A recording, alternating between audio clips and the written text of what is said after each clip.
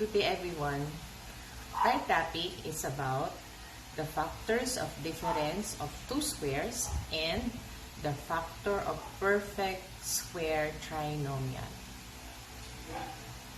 Okay, the factor of difference of two squares, it is the product of two binomials, which is sum and difference of each square root of each term.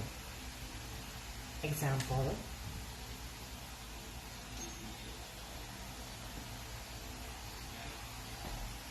a squared minus b squared. Let us factor it. The first rule is to take the square root of the first term. So our first term is a squared. Take the square root of a squared. That is a. And the square root of the last term, b squared. The square root is b.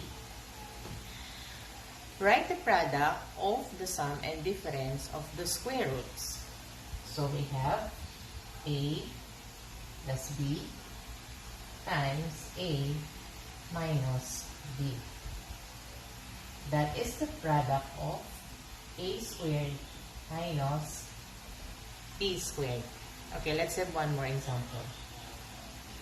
X squared minus 4y squared.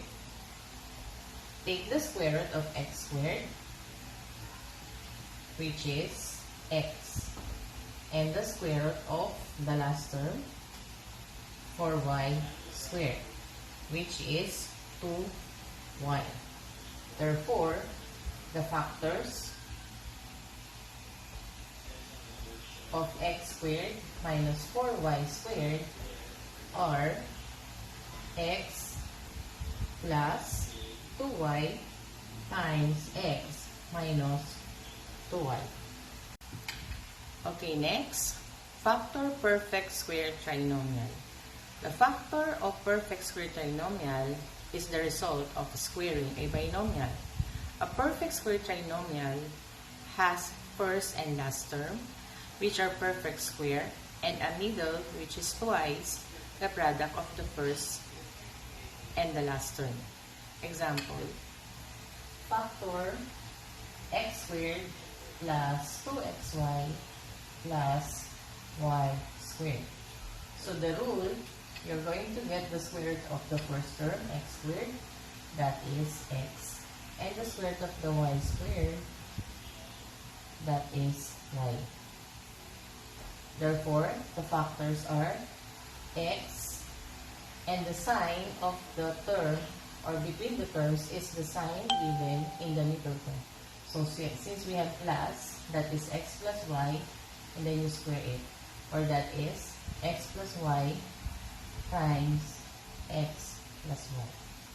Let's have one more example. Factor 4x squared minus 4x plus 1. Okay, so we are going to get the square root of 4x squared, which is 2x, and the square root of 1, which is 1. Again, 2x. The sign between the two terms should be the same as the sign of the middle, so minus 1 squared, or that is 2x minus 1 times 2x minus 1.